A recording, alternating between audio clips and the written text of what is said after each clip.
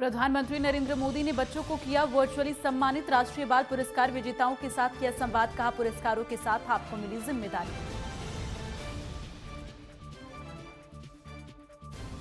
पंजाब चुनाव के लिए बीजेपी और पंजाब लोक कांग्रेस में गठबंधन का औपचारिक ऐलान। बीजेपी 65 तो वहीं कैप्टन की पार्टी 37 सीटों पर लड़ेगी चुनाव। सपा ने जारी की उम्मीदवारों की लिस्ट में 159 प्रत्याशियों के नाम। रामपुर से आजम खान को मिला टिकट।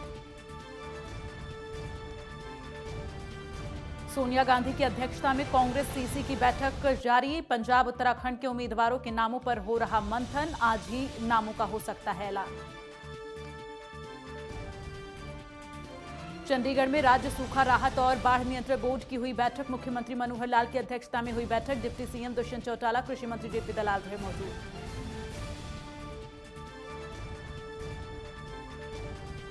बिहार झारखंड के स्पेशल बुलेटिन के प्रायोजक हैं सच्ची सहेली, महिलाओं के लिए सबसे भरोसेमंद औषधि एवं टॉनिक। वंदे मातरम, आप देख रहे हैं नेटवर्क 10 और बिहार झारखंड की खबरों के साथ मैं दीप्ति द्विवेदी। आईएएस प्रतिनियुक्ति नियमों में केंद्र के प्रस्तावित संशोधन पर विरोध तेज हो गया है और गैर बीजेपी शासित राज्यों के मुख्यमंत्री इसके विरोध में उतर आए हैं। पश्चिम बंगाल और महाराष्ट्र, छत्तीसगढ़ के सीएम भूपेश बघेल और राजस्थान के सीएम अशोक गहलोत के बाद अब झारखंड के मुख्यमंत्री हेमंत सोरेन ने भी इस पर ऐतराज जताया है। इसे लेकर सभी ने पीएम नरेंद्र मोदी को चिट्ठी लिखी है। उन्होंने कहा कि इस पर फिर से विचार किया जाना चाहिए। वहीं बीजेपी सांसद संजय सेठ ने कहा कि निश्चित तौर पर अभी राज्यों की प्रतिक्रिया मांगी गई है और अगर कोई मतभेद है तो मुख्यमंत्री जरूर चिट्ठी लिख सकते हैं। जबकि कांग्रेस के प्रदेश अध्यक्ष राजेश ठाकुर ने कहा कि इस तरह के फैसले संघीय ढांचे पर प्रहार है। आखिर संविधान से ऐसा खिलवाड़ क्यों करना चाहती है बीजेपी।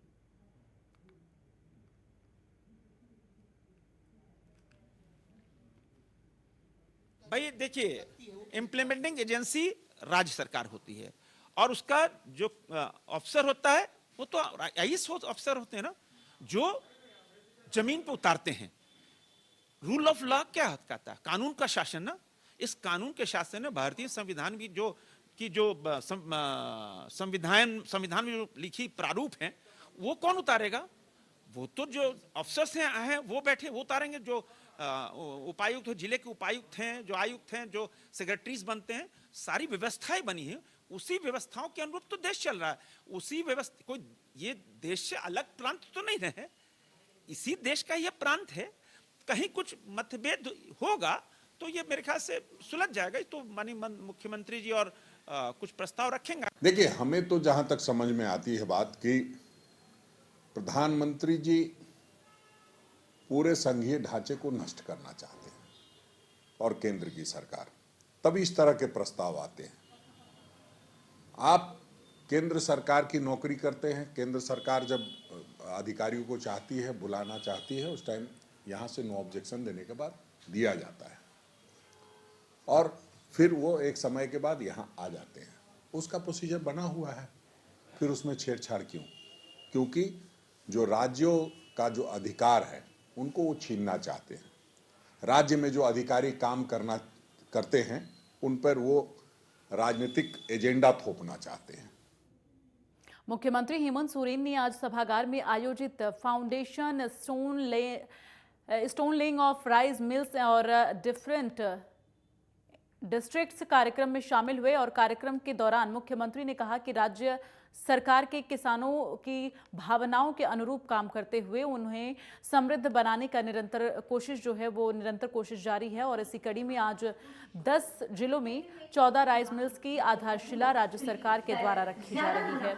और हेमंत सोरेन ने कहा कि झारखंड में फूड प्रोसेसिंग यूनिट्स को बढ़ावा देकर यहां के किसानों को उनके उपज का उचित मूल्य उपलब्ध कराना हमारी सरकार की प्राथमिकता है। इसके साथ ही संसाधनों की कमी के कारण हमारे किसान भाइयों को कई चुनौतियों का सामना करना पड़ता है। राज्य सरकार फसलों के रखरखाव, स्टोरेज और मिलिंग सहित सभी कड़ियों को ध्यान में रखते हुए संसाधनों को दुरुस्त करने का काम कर रही है। सीएम ने कहा कि हमारी सरकार राइस मिल्स, अन्य फूड प्रोसेसिंग यूनिट सहित पशुपालन, मत्स्य पालन, लगातार इस पर जोर दिया जा रहा है। अभी उद्योग सचिव जी ने बताया किन किन जिलों में होना है। लगभग 14 राइस मिलें यहाँ लगनी है, जो लगभग 10 जिलों को कवर करेगा। वर्तमान में राज्य में 80 चावल मिले हैं। लगभग राज्य में 50 से 60 हजार मेट्रिक टन लाख टन हमारे यहाँ धान की उपज होती है और वर्तमान स्थिति में 15 लाख टन प्रतिवर्ष ही हम मिलिंग कर पाते हैं। राज्य में विगत 4-5 सालों से धान की खरीद सरकार करती है और सरकार ने एमएसपी भी धान खरीद पर लगा रखी है। किसान के फसल सही दाम नहीं मिलना, सरकार के पास पर्याप्त संसाधन नहीं होने की वजह से अधिक मात्रा में धान की खरीद करना भी। वहीं रिम्स परिसर में आज प्रधानमंत्री जन औषधि केंद्र का उद्घाटन किया गया। स्वास्थ्य मंत्री बन्ना गुप्ता रिम्स परिसर में प्रधानमंत्री जन औषधि केंद्र का उद्घाटन किया। मौके पर स्वास्थ्य मंत्री बन्ना गुप्ता ने वहां मौजूद रहे वो और व्यवस्था के चालू होने से जितने भी रिम्स में आने वाले मरीज हैं उन लोगों को बेहद सस्ती व्यवस्था में औषधियां उपलब्ध होंगी। मंत्री बन्ना गुप्ता ने बताया कि अभी कुल मिलाकर 198 दवाइयां ही रख रहे हैं। आगे भविष्य में 750 प्रकार की दवाइयां इसमें रहेंगी और इसमें उच्च स्तरीय निगरानी के लिए ड्रग कंट्रोलर विभाग और स्थानीय रिम्स प्रबंधन मुस्तैद रहेंगे। इसी के साथ ही बीपीपीआई की उच्च स्तरीय निगरानी में ये व्यवस्था कायम रहेगी ताकि लोगों को दवाइयों जो है ठीक मिलें। और मंत्री ने कहा कि झारखंड में जो लोगों को सस्ते दर पर दवाइयां उपलब्ध करा सके, ये हमारी प्राथमिकता है।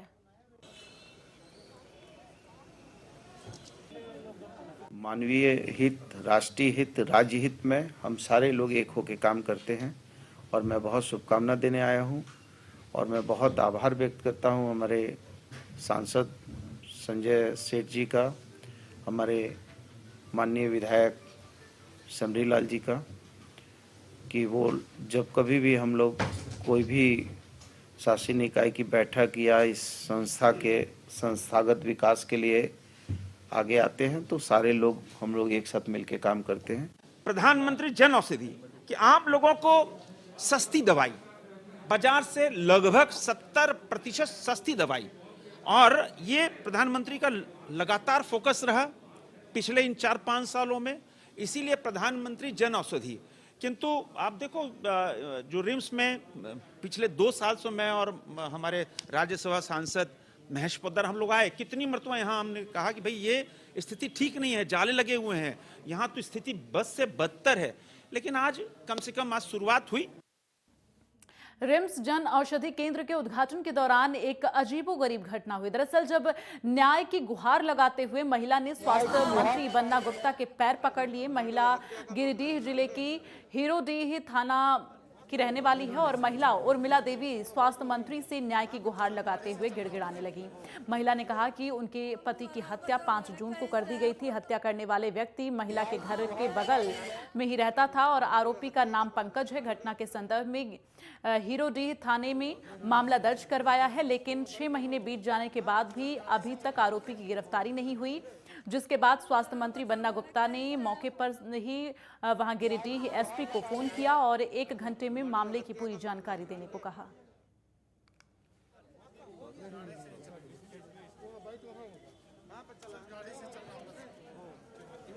कि काम करेगा, इसी तरह बोला मालिक ने। मेरे बम्बे में हुआ साबरी होटल मीरा रोड थाना है, वहीं पे मेरे हाँ वहाँ भेज दिया, सब कागज पत्र सब भेजा हमने। मामला तो वहाँ का है ना? नहीं कुछ नहीं कि वो सब लोग कि हम कौन औरत जाते हम कहाँ जाएंगे, कहता है कि कुछ नहीं करेंगे, आपको जा कुछ नहीं करेंगे, इसी तरह से भगा देता है ना। थाना वाला गया था, लग रहा है थाना वाला गया था। मेरे पति का नाम नरेश पंडित है, मेरे नाम उर्मिला देवी है और 3 ठो बच्चा है मेरा छोटा छोटा है। और यहाँ से लेके गया कि बर्तन चौका करेगा, 15,000 रुपया तनख्वाह आपको मिलेगा। ऐसे 1 रुपया नहीं दिया, 10 महीना काम किया, मालिक ने कुछ नहीं। मालिक हमको धमकी चमकी दे के मेरे आदमी रख लिया। गुमला एसपी एहतेशाम वकारीब ने जिला मुख्यालय से सटे इलाके में बन रहे बाईपास सड़क के काम का निरीक्षण किया। इस दौरान संवेदक भी मौजूद रहे और एसपी ने जल्द ही समय पर सड़क का निर्माण कार्य पूरा करने का निर्देश दिया है। यही नहीं, एसपी ने कहा कि निर्माण कार्य को पूरी तरह से सुरक्षा दी जाएगी और ताकि काम बिना किसी रुकावट के पूरा हो सके। और आगे बढ़ते हुए बिहार की खबरों का रुख करेंगे। बिहार में 24 सीटों पर विधान परिषद का चुनाव होना है और इसके पहले सीटों को लेकर दावेदारी जारी है और एनडीए के हर दल अपनी अपनी ओर से सीटों की मांग करने लगे हैं। एक ओर बीजेपी ने पहले ही 13 सीटों पर अपनी दावेदारी कर दी है, तो वहीं साथ ही मुकेश साहनी की पार्टी को ठेंगा दिखा दिया है। बिहार के डिप्टी सीएम तारकिशोर प्रसाद ने साफ कह दिया है कि मुकेश साहनी को एक भी सीट नहीं देने वाले और इसके बाद विधान परिषद चुनाव को लेकर वीआईपी पार्टी के अध्यक्ष मुकेश सहनी ने एक बड़ा ऐलान कर दिया है। मुकेश सहनी ने कहा है कि गठबंधन से सीट नहीं मिलने पर विधान परिषद के 24 सीट पर अपने बलबूते चुनाव लड़ेंगे। उन्होंने कहा कि हम सभी सीटों पर चुनाव लड़ने की तैयारी करेंगे। सहनी ने यह भी कहा कि विधान परिषद के चुनाव में मिल बांटकर चुनाव लड़ने की जरूरत है और अगर गठबंधन में जगह नहीं मिलती है तो हम सभी 24 सीट पर चुनाव लड़ेंगे।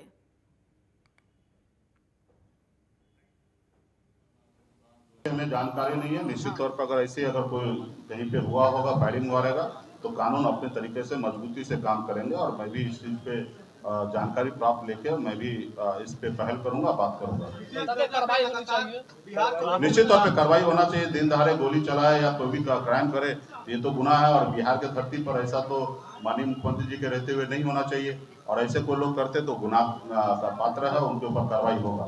निश्चित तौर पे हम लोग माननीय मुख्यमंत्री जी के नेतृत्व में बिहार में सरकार चला रहे हैं और हमारे सरकार का मांग है कि विशेष राज्य का दर्जा मिले।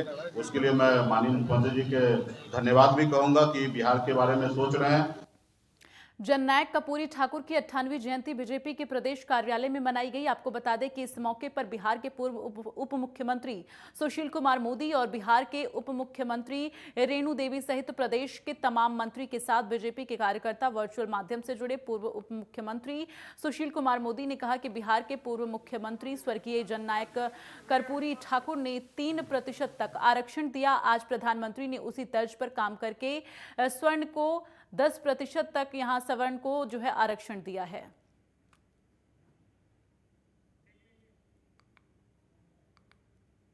और यहां वक्त एक छोटे से ब्रेक का है, जल्द लौटेंगे। आप देखते रहिए नेटवर्क 10।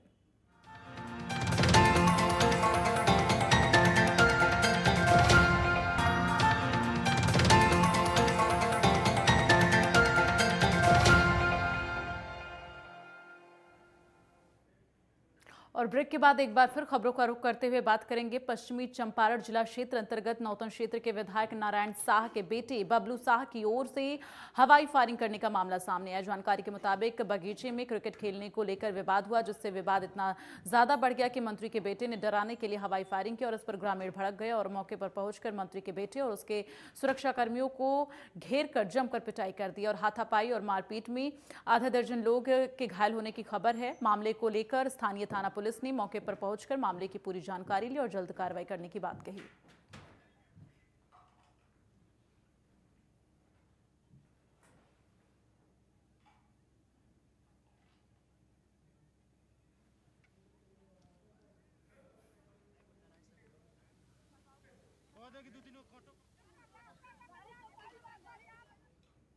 आगे बढ़ते हुए खबर बगहा से है, जहां घने कोहरे और ठंडी के बीच तेज रफ्तार ने कहर बरपाया है। यहां एक कार ने बच्ची को टक्कर मार दी, जिससे बच्चे की मौत हो गई। घटना के बाद कार चालक गाड़ी लेकर मौके से फरार हो गए। सूचना पर पहुंची पुलिस मामला दर्ज कर और जांच में जुट गई है।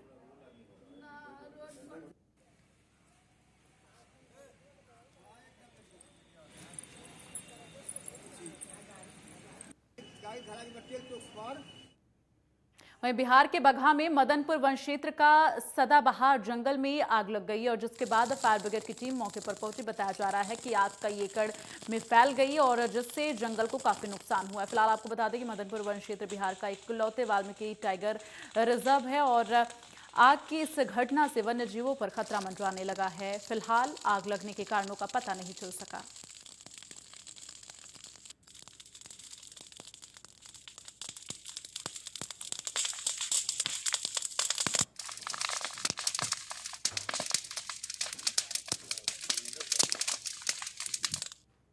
भोजपुर जिले के सोनवर्षा गांव में रविवार रात एक घर में अचानक भीषण आग लग गई और आग लगने से घर में सो रहे एक ही परिवार की मां, बेटी और बेटा समेत 5 लोग झुलस गए और इस हादसे में एक की मौत भी हुई है। वहीं 4 अन्य जख्मियों का इलाज आरा सदर अस्पताल में चल रहा है। जानकारी के मुताबिक ये हादसा तब हुआ जब घर के लोग लकड़ी जलाकर आग सेक रहे थे और सभी लोग कुछ देर बाद सोने चले गए और तभी अचानक जमीन में बिछा पुआल आग की चपेट में आ गया और आग देखते ही देखते विकराल रूप ले लिया, जिससे आपको बता दें 5 लोग झुलस गए। चलो तो आग लोग घरों में पुअरा में सुत रहे लोग आ सुतला के बाद में लोग सुत गए सुन गते गते पकड़ला के बाद में होश बेहोश सुत गए।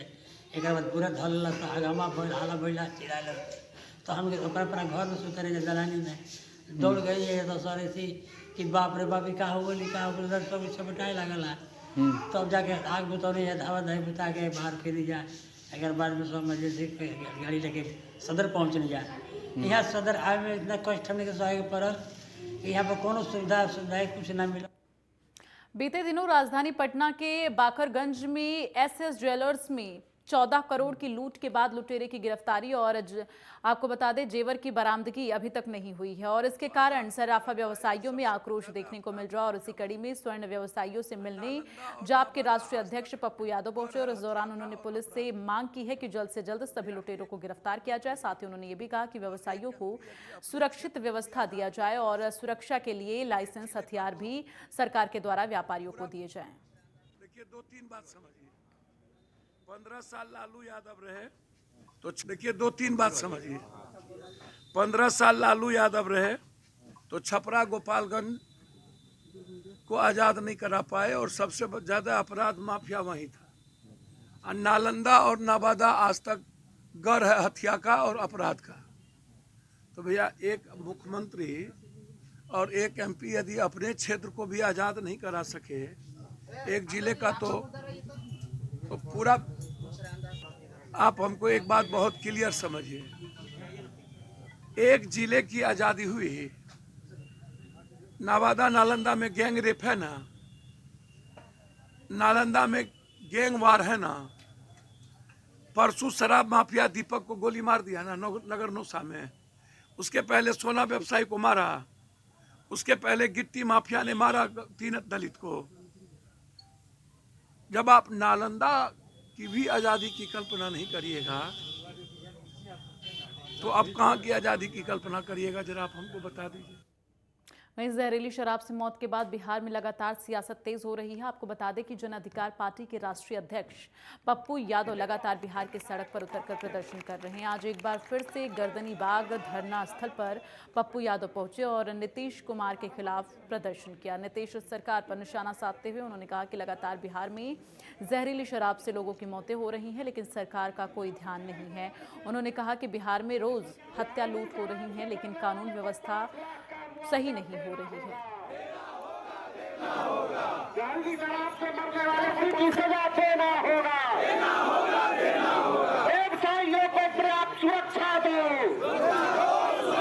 हमारे जन अधिकार के नेतृत्व में ये आवाज उठाई जननायक कर्पूरी ठाकुर, जिसने भारत के निर्माण में बिहार की भूमिका ढूंढी थी, सुभाष जिसने विश्व गुरु बनाया। संकल्प का दिन है आज जननायक कर्पूरी ठाकुर कि बिहार को पुनः भारत के निर्माण के लिए बिहार के निर्माण आवश्यक है और इसके लिए डर और अभाव से हमें निकलना होगा, हमें लड़ना होगा। मरने की संकल्प के साथ हमारी पार्टी गवर्नर हाउस मार्च करेगी। हमारी पार्टी करो मरो के साथ जब तक बच्चों की सुरक्षा, व्यवसायियों की सुरक्षा और जब तक आप शराब के तरीके नहीं बदलेंगे, जब तक अपराधियों को 3 महीने के अंदर SP साल का संकल्प नहीं लेंगे, तब तक हम लोग चैन से नहीं बैठेंगे। इसी संकल्प के साथ जिस तरीके से सराफा व्यवसायियों 200 मीटर थाना के बगल में उठा के ले दिया जाता। अधिकार पार्टी के कार्यकर्ताओं ने पूर्व घोषित राज्यव्यापी धरना के क्रम में बिहार के सभी जिला मुख्यालयों पर धरना दिया है। जहरीली शराब के कारोबारियों को फांसी देने, जहरीली शराब से मरने वाले मृतकों के परिजनों को 5 लाख रुपये का मुआवजा देने, बिहार में बढ़ते बलात्कार की घटनाओं पर रोक लगाने के लिए बलात्कारियों को अविलंब फांसी की सजा सुनाने तथा व्यवसायियों के जान और माल की पर्याप्त सुरक्षा के लिए हम लोगों ने पूरे बिहार में सब जगहों पे धरना दिया है। इसी क्रम में आज पटना में हम लोग गर्दनी बाग में धरना दे रहे हैं। अगर ये इन चीज़ों पर कार्रवाई नहीं करती है सरकार, तो आने वाले दिनों में हम लोग बिहार सरकार को अपदस्थ करने के लिए राजभवन का भी घेराव करेंगे। आरआरबी एनटीपीसी के रिजल्ट सामने आने के बाद इससे नाराज अभ्यर्थी प्रदर्शन कर रहे हैं और इस बीच आज प्रदर्शनकारियों ने पटना राजेंद्र नगर टर्मिनल पर ट्रेन के सामने बैठकर प्रदर्शन किया। बताया जा रहा है कि प्रदर्शनकारी करीब 3 घंटे से ज़्यादा रेलवे ट्रैक पर बैठे रहे और रेलवे पुलिस का कहना है कि कोई भी छात्र बातचीत करने को तैयार नहीं है। आपको बता दें कि आरआरबी द्वारा एनटीपीसी सीबीटी 1 परीक्षा का रिजल्ट जो है जारी कर दिया गया है। अब तक 15 क्षेत्रों के लिए रिजल्ट जारी किए गए हैं, तो उम्मीदवार का चयन कर लिया गया है और ऐसी परिस्थिति में एक उम्मीदवार की वजह से 2 से 3 छात्र रेस से बाहर हो गए हैं और सिलेक्शन से वंचित रह गए हैं। ऐसे में सिलेक्शन से बाहर हुए परीक्षार्थी अब प्रदर्शन कर रहे हैं और उनका कहना है कि जब तक इसमें सुधार नहीं होता है तब तक प्रदर्शन जारी रहेगा।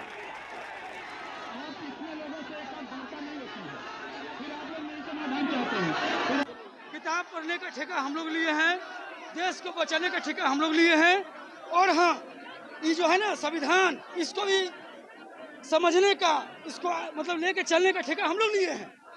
सर, गांधी जी इस देश में तो अहिंसा के पुजारी हम ही हैं। आप हिंसा कीजिए, जान मरवा दीजिए, रिजल्ट छीन लीजिए, हमसे मेरा हक छीन लीजिए, इसका अधिकार आपको है। हमको क्या अधिकार है कि हम रोड पे आकर मर जाएं? और इसी के साथ बिहार झारखंड की खबरों में बस इतना ही। आप देखते रहिए नेटवर्क 10। जय हिंद।